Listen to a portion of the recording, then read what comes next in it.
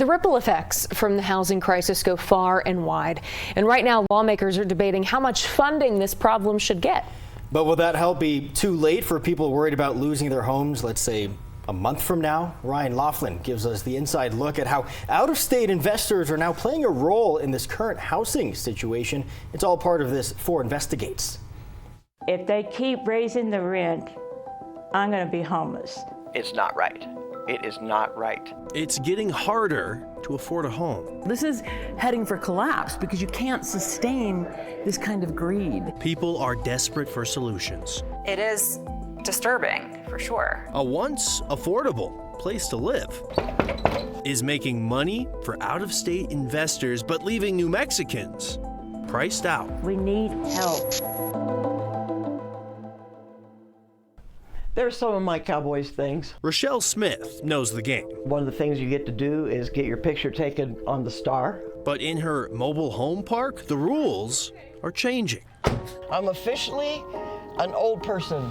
I live in a 55-plus mobile home community. I play bingo at 2 different senior centers, and I have a golf cart.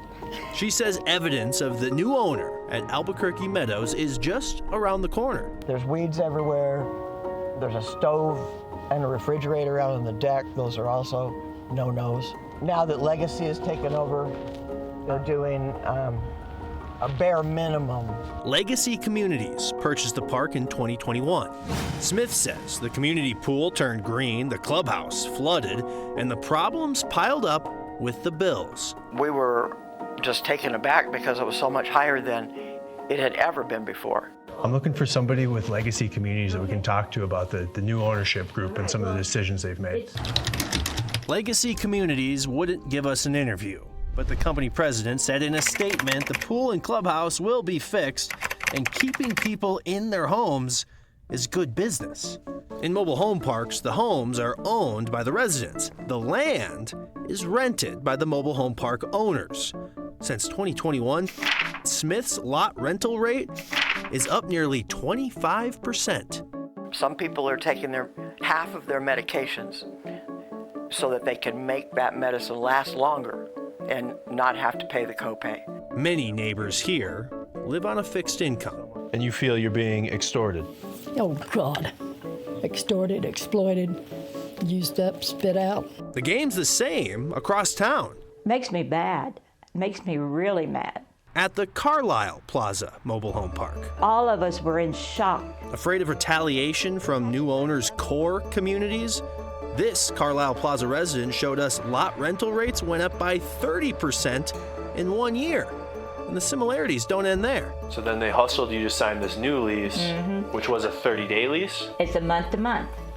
Which gives them the latitude to change things. Oh, yeah. Every month. Yeah. Both companies use month-to-month leases. And? It's all done on our corporate side. Corporate side? Where are they located? They are in Sebring, Florida. Florida? Yeah. We're looking for the owners. I understand they're Florida. Do you have a good contact information? The mobile home park game is like Monopoly. If rent goes up by so much and the residents can't afford to stay, and if the homes are too old or too costly to move, corporate owners have the first chance to buy those homes, to turn around and rent or resell them. So if the smaller players sell out to the bigger players... Does that make it wrong? I don't necessarily see it as wrong or right. I see it as creating potential social problems that we all need to be aware of. University of New Mexico property law professor Elizabeth Aaliyah. New Mexico has either the highest or the second highest rate per capita of people living in mobile and manufactured homes. And coast to coast, about 20 to 25% of mobile home parks across the nation are owned by real estate investment companies that are not local.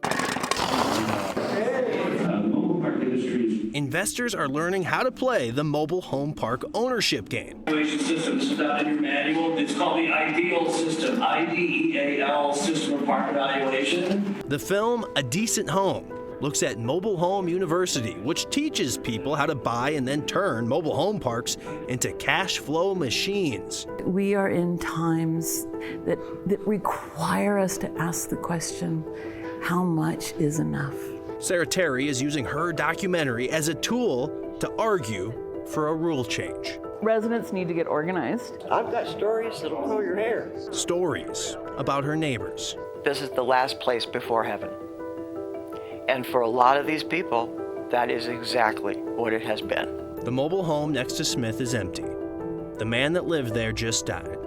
Smith says his rent went up 3 times in the past 3 years. To have them spend their last few years fighting to keep a roof over their heads at 70, 80, 90 years old, it's not right. Legacy Communities sent us a statement, and while the people living at the park say it's not improving, they pointed to some improvements that we saw, like the new pickleball courts and an improved clubhouse. They say that's going to be finished very soon. You can read their full statement up at KOB.com right now. As for Core Communities that owns Carlisle Plaza, they never got back to us. Ryan Laughlin for Investigates.